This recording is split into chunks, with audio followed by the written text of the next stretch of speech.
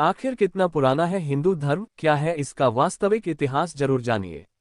कुछ लोग हिंदू संस्कृति की शुरुआत को सिंधु घाटी की सभ्यता से जोड़कर देखते हैं, जो गलत है। वास्तव में संस्कृत और कई प्राचीन भाषाओं के इतिहास के तथ्यों के अनुसार प्राचीन भारत में सनातन धर्म के इतिहास की शुरुआत ईसा से लगभग 13,000 पूर्व हुई थी, अर्थात आज से 15,000 वर्ष पूर्व। इस पर विज्ञान ने भी शोध किया और वह भी इसे सच मानता है। जीवन का विकास भी सर्वप्रथम भारतीय दक्षिण प्रायद्वीप में नर्मदा नदी के तट पर हुआ, जो विश्व की सर्वप्रथम नदी है। यहाँ पूरे विश्व में डायनासोरों के सबसे प्राचीन अंडे एवं जीवाश्म प्राप्त हुए हैं। संस्कृत भाषा। संस्कृत विश्व की सबसे प्राचीन भाषा है तथा समस्त भारतीय भाषाओं की जननी है। संस्कृत का शाब्दिक अर्थ है परिपूर्ण भाषा। संस्कृत से पहले दुनिया छोटी छोटी टूटी फूटी बोलियों में बनती थी, जिनका कोई व्याकरण नहीं था और जिनका कोई भाषाकोश भी नहीं था। भाषा को लिपियों में लिखने का प्रचलन भारत में ही शुरू हुआ। भारत से इसे सुमरियन, बेबीलोनियन और यूनानी लोगों ने सीखा। ब्राह्मी और देवनागरी लिपियों से ही दुनिया भर की अन्य लिपियों का जन्म हुआ। ब्राह्मी लिपि एक प्राचीन लिपि है जिसे देवनागरी लिपि से भी प्राचीन माना जाता है। हड़प्पा संस्कृति के लोग इस लिपि का इस्तेमाल करते थे, तब संस्कृत भाषा को भी इसी लिपि में लिखा जाता था। दुनिया का पहला धर्म ग्रंथ। जैन पौराणिक कथाओं में वर्णन है कि सभ्यता को मानवता तक लाने वाले पहले तीर्थंकर ऋषभदेव की एक बेटी थी जिसका नाम ब्राह्मी था। उसी ने इस लेखन की खोज की। प्राचीन दुनिया में सिंधु और सरस्वती नदी के किनारे बसी सभ्यता सबसे समृद्ध, सभ्य और बुद्धिमान थी। इसके कई प्रमाण मौजूद हैं। ये वर्तमान में अफगानिस्तान से भारत तक फैली थी। प्राचीन काल में जितनी विशाल नदी सिंधु थी, उससे कहीं ज्यादा विशाल नदी सरस्वती थी। दुनिया का पहला धर्मग्रंथ सरस्वती नदी के किनारे बैठकर ही लिखा गया था। पुरातत्वविदों के अनुसार यह सभ्यता लगभग 9000 ईसा पूर्व अस्तित्व में आई थी। 3000 ईसा पूर्व उसने स्वर्ण युग देखा और लगभग 1800 ईसा पूर्व आते आते किसी भयानक प्राकृतिक आपदा के कारण ये लुप्त हो गया।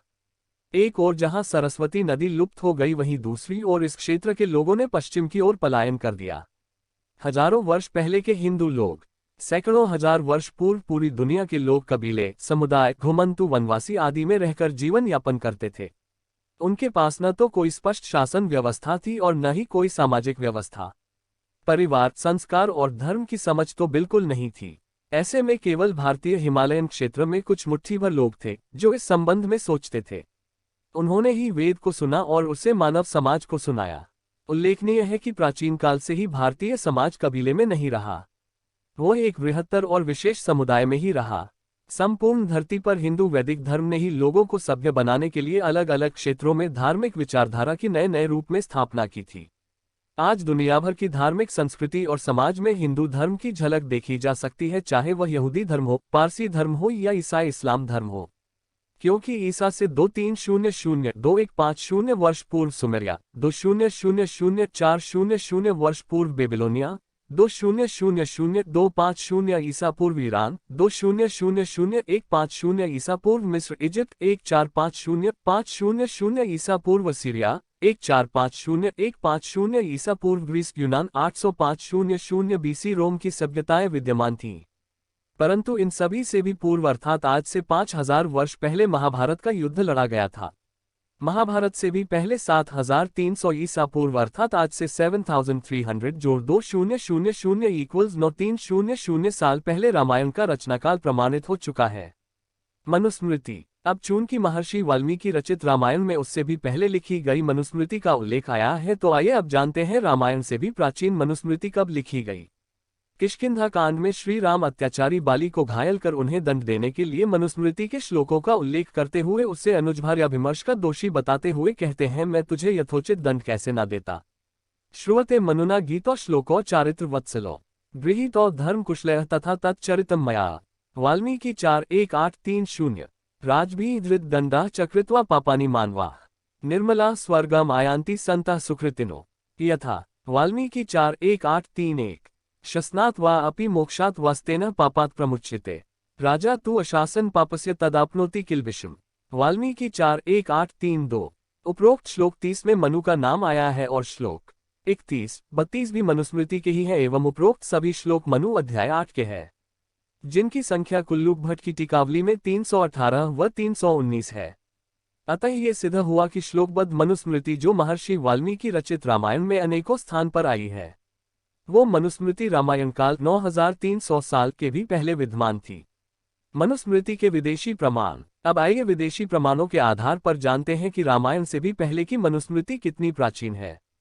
सन 1932 में जापान ने बम विस्फोट द्वारा चीन की ऐतिहासिक दीवार को तोड़ा तो उसमें से एक लोहे का ट्रंक मिला जिसमें चीनी भाषा की प्राचीन पांडुलिपियां भरी थी। वे हस्तलेख सर ऑगस्टस फ्रिट्ज जॉर्ज के हाथ लग गईं। वो उन्हें लंदन ले गए और ब्रिटिश म्यूजियम में रख दिया। उन हस्तलेखों को प्रोफ. एंथनी ग्रेम ने चीनी विद्वानों से पढ़वाया।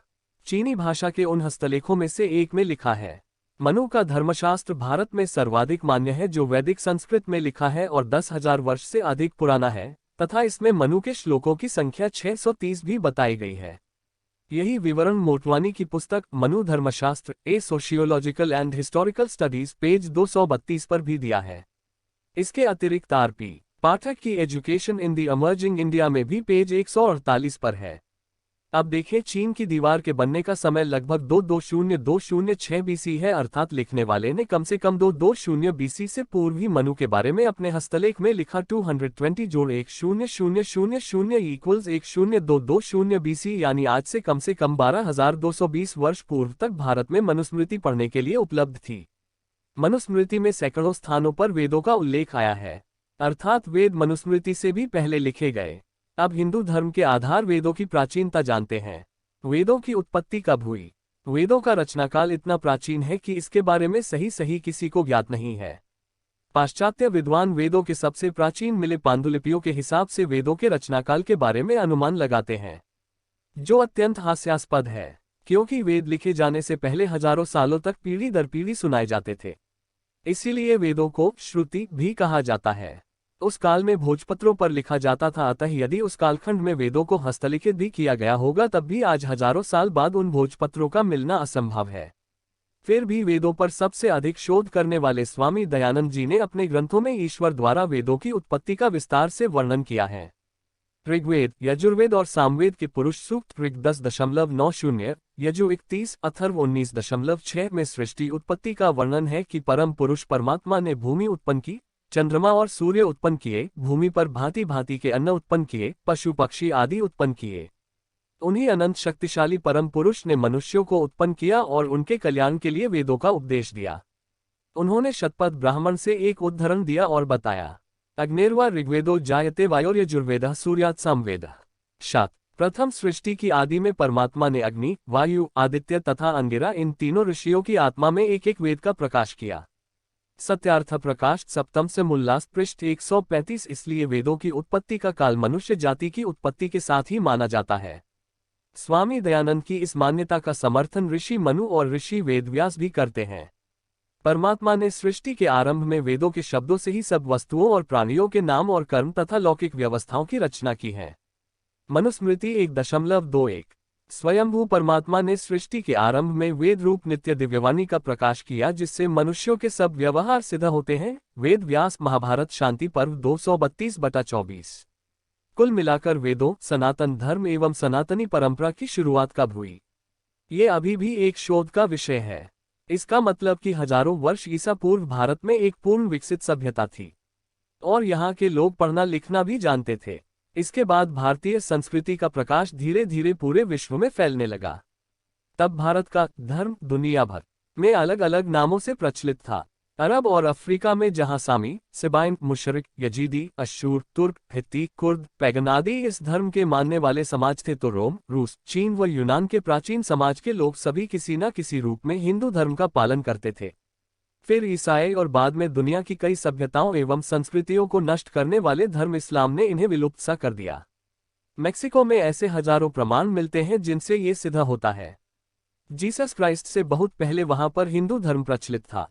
अफ्रीका में 6000 वर्ष पुराना एक शिव मंदिर पाया गया और चीन, इंडोनेशिया, मलेशिया, लाओस, जापान में हजारों वर्ष पुरानी विष्णु, राम और हनुमान की प्रतिमाएं मिलना इस बात का सबूत है कि हिंदू धर्म संपूर्ण धरती पर था।